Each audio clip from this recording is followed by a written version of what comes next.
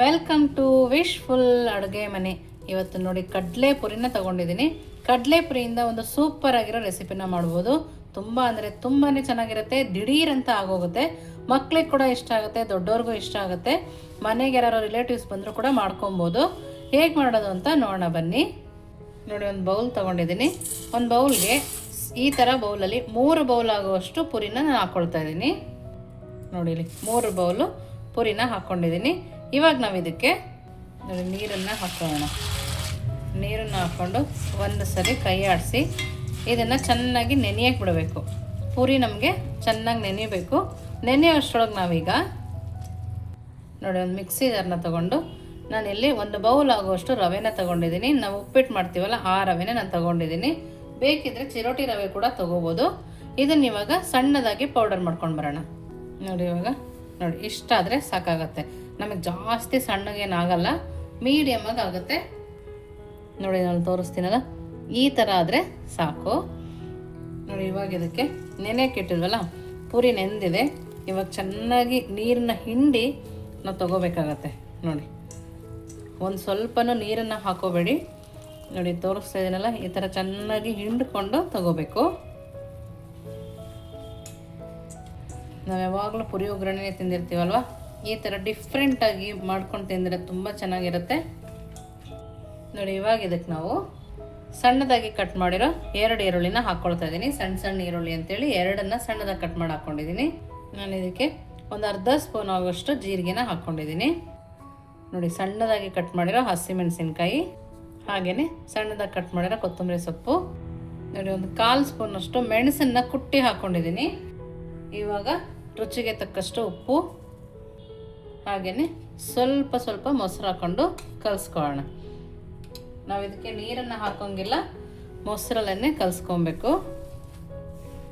ನೋಡಿ, ಈ ಥರ ಚೆನ್ನಾಗಿ ಕೈಯಲ್ಲಿ ಕಿವುಚ್ತಾ ಕಲಿಸ್ಕೊಬೇಕು. ನೀವಿನ್ನೂ ನಮ್ಮ ವಾಟ್ಸಪ್ ಗ್ರೂಪಿಗೆ ಜಾಯಿನ್ ಆಗಿಲ್ಲ ಅಂದರೆ ವಿಶ್ಫುಲ್ ವಾಟ್ಸಪ್ ಗ್ರೂಪ್ಗೆ ಜಾಯಿನ್ ಆಗೋದನ್ನು ಮರಿಬೇಡಿ. ಹೊಸ ರೆಸಿಪಿಗಳು ಕೂಡ ನೋಡೋದನ್ನು ಮರಿಬೇಡಿ. ನಿಮ್ಗೆ ಏನೇ ಕೇಳಬೇಕಿದ್ರೂ ವಾಟ್ಸಪ್ ಮುಖಾಂತರ ಮೆಸೇಜನ್ನು ಹಾಕ್ಬೋದು. ನೋಡಿ, ಇದು ಗಟ್ಟಿ ಆಯಿತು. ಇನ್ನು ಸ್ವಲ್ಪ ಮೊಸರನ್ನ ಹಾಕೋಣ. ಒಂದೇ ಸರಿ 1 ಕಪ್ ಫುಲ್ ಮೊಸರು ಹಾಕೊಂಡ್ರೆ ಜಾಸ್ತಿ ಆದಾಗ ಮತ್ತೆ ನಾವು ಗಟ್ಟಿ ಮಾಡ್ಕೊಳ್ಳೋಕ್ಕೆ ಮತ್ತೆ ಒಂದು ಸ್ವಲ್ಪ ರವೆ ಮತ್ತೆ ಒಂದು ಸ್ವಲ್ಪ ಪುರಿನ ಹಾಕೋಬೇಕಾಗತ್ತೆ. ನೋಡಿ, ಈ ಥರ ಚೆನ್ನಾಗಿ ಪುರಿನ ಕಿವುಚ್ತಾ ಕಲಿಸ್ಕೊಂಡು ಬರೋಣ. ನೋಡಿ, ಇದನ್ನು ಚೆನ್ನಾಗಿ ಕಲಿಸ್ಕೊಂಬಂದಿದ್ದೀನಿ. ಇವಾಗ ನೋಡಿ, ಈ ಹದಕ್ಕೆ ಇರಬೇಕು. ನೋಡ್ತಾ ಇದ್ದಾರಲ್ಲ, ಈ ಹದದಲ್ಲಿ ಇರಬೇಕು. ಜಾಸ್ತಿ ನಾವು ತೆಳುವಾಗಿ ಮಾಡಿಕೊಂಡ್ರೆ ಎಣ್ಣೆ ಹಿಡಿಯೋ ಚಾನ್ಸಸ್ ಇರುತ್ತೆ. ಸೊ ಹಾಗಾಗಿ ಈ ಥರ ಸ್ವಲ್ಪ ಗಟ್ಟಿಯಾಗೇ ಇರಬೇಕು. ನೋಡಿ, ಈ ಥರ ಕಲಿಸಿದ್ಮೇಲೆ ಒಂದು 10 ನಿಮಿಷ ಲಿಡ್ಡನ್ನು ಕ್ಲೋಸ್ ಮಾಡಿಡೋಣ. ಯಾಕಂದರೆ ರವೆ ಕೂಡ ಹಾಕಿದಿರೋದ್ರಿಂದ ನೀರನ್ನು ಎಳ್ಕೊಳ್ಳುತ್ತೆ. ಹಾಗಾಗಿ ಒಂದು 10 ನಿಮಿಷ ಲಿಡ್ಡನ್ನು ಕ್ಲೋಸ್ ಮಾಡಿಡ್ತಾ ಇದ್ದೀನಿ. ನೋಡಿ, ಇವಾಗ 10 ನಿಮಿಷ ಆಗಿದೆ. ನೋಡಿ, ಇವಾಗ ಇನ್ನೊಂದು ಸರಿ ನಾದ್ಕೊಳ್ಳೋಣ. ನೋಡಿ, ಈ ಥರ ನಾದ್ಕೊಂಡ್ಮೇಲೆ ನೆಕ್ಸ್ಟ್ ನಾವು ಒಂದು ಉಂಡೆನಾಗಿ ತಗೋಬೇಕು. ನೋಡಿ, ಈ ಥರ ಒಂದು ಉಂಡೆನಾಗಿ ತೊಗೊಂಡು ಪಕ್ಕಕ್ಕೆ ಎತ್ತಿಟ್ಕೊಳ್ತಾ ಇದ್ದೀನಿ. ನಾನೊಂದು 4-5 ಉಂಡೆನ ಒಂದೇ ಸರಿ ಮಾಡಿ ಇಟ್ಕೊಳ್ತೀನಿ.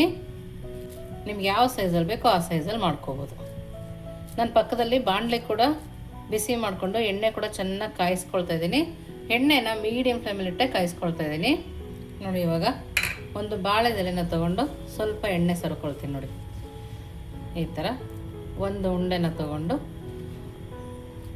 ಕೈನ ಈ ಥರ ಇಟ್ಟು ಪ್ರೆಸ್ ಮಾಡ್ಕೊಳ್ಳೋಣ. ನೋಡಿ, ಈ ಥರ ನೋಡಿ, ಎಷ್ಟು ಈಸಿಯಾಗಿ ಬರುತ್ತಲ್ಲ. ನಿಮಗೆ ಕೈಯಲ್ಲಿ ಮಾಡ್ಕೊಳಕ್ಕೆ ಬಂದರೆ ಕೈಯಲ್ಲಿ ಕೂಡ ಈಸಿಯಾಗಿ ಮಾಡ್ಕೊಳ್ಬೋದು. ನೋಡಿ, ಯಾರಿಗೆ ಮಾಡೋಕ್ಕೆ ಬರಲ್ಲ ಅವರಿಗೆ ಈ ಥರ ಸುಲಭವಾಗಿ ಇರುತ್ತೆ. ಇವಾಗ ಇದನ್ನು ನೋಡಿ, ಎಣ್ಣೆ ಚೆನ್ನಾಗಿ ಕಾದಿದೆ. ಈ ಟೈಮಲ್ಲಿ ನಾವು ಮಾಡಿಕೊಂಡಲ್ಲ ಪುರಿ ವಡೆ, ಇದನ್ನು ಹಾಕೋಣ. ಮೀಡಿಯಮ್ ಫ್ಲೇಮಲ್ಲಿ ಇಟ್ಕೊಂಡೆ ಹಾಕ್ಕೋಬೇಕು. ನಾವು ಜಾಸ್ತಿ ತೆಳು ಮಾಡ್ಕೋಬಾರ್ದು. ನೋಡಿ, ಒಂದೇ ಸರಿ ಹಾಕಿದ ತಕ್ಷಣ ಕೈ ಹಾಕಬೇಡಿ. ನೋಡಿ, ಈ ಥರ ನಿಧಾನಕ್ಕೆ ತಿರುಗಿಸ್ಕೋಬೇಕು. ಮೀಡಿಯಮ್ ಫ್ಲೇಮ್ ಇಟ್ಟು ನಿಧಾನಕ್ಕೆ ಬೇಯಿಸ್ಕೊಳ್ಳೋಣ. ನೋಡಿ, ಒಂದು ಸರಿ ಬಾಣಲಿನ ಅದಾಗೆ ಬಿಡುತ್ತೆ. ನೋಡಿ, ಈ ಥರ ಬಿಟ್ಟಾಗ 2 ಕಡೆ ತಿರುಗಿಸ್ಕೊಳ್ಳೋಣ. 2 ಕಡೆ ತಿರುಗಿಸ್ಕೊಂಡು ಬೇಯಿಸ್ಕೋಬೇಕು. ನಿಮ್ಗೆ ಯಾವಾಗ ಉದ್ದಿನ ವಡೆ ತಿನ್ನಬೇಕು ಅನಿಸುತ್ತೋ ದಿಢೀರಂತ ಪುರಿ ವಡೆನ ಮಾಡ್ಕೋಬೋದು. ನೋಡಿ, ಮೀಡಿಯಮ್ ಫ್ಲೇಮಲ್ಲಿಟ್ಟು ಈ ಥರ ನೀಟಾಗಿ ಬೇಯಿಸ್ಕೊಬೇಕು.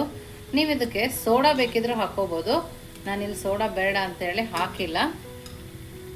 ಸೂಪರಾಗಿ ಬರುತ್ತೆ ನೋಡಿ. ಎಷ್ಟು ಕ್ರಿಸ್ಪಿಯಾಗಿದೆ ಅಂತ ಕೂಡ ಗೊತ್ತಾಗುತ್ತೆ. ನೋಡ್ತಿದ್ರಲ್ಲ ಎಷ್ಟು ಚೆನ್ನಾಗಿ ಕಾಣಿಸ್ತದೆ ನೋಡಿ. ಇವಾಗ ಇದನ್ನು ತಗೊಂಡು ಇನ್ನೊಂದು ಟ್ರಿಪ್ ಕೂಡ ಹಾಕೋಣ ನೋಡಿ. ಎಣ್ಣೆ ಕೂಡ ಚೆನ್ನಾಗಿ ಕಾದಿರುತ್ತೆ.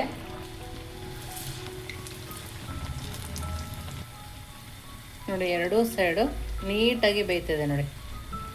ಎಷ್ಟು ಚೆನ್ನಾಗಿ ಬರ್ತಾಯಿದೆಲ್ಲ. ಬಿಸಿ ಬಿಸಿ ಪೂರಿ ವಡೆ ಸೂಪರಾಗಿದೆ. ನೋಡೋಕ್ಕಂತೂ ಸೂಪರು, ತಿನ್ನೋಕ್ಕೂ ಸೂಪರ್ ಅಂತಲೇ ಹೇಳ್ಬೋದು ನೋಡಿ.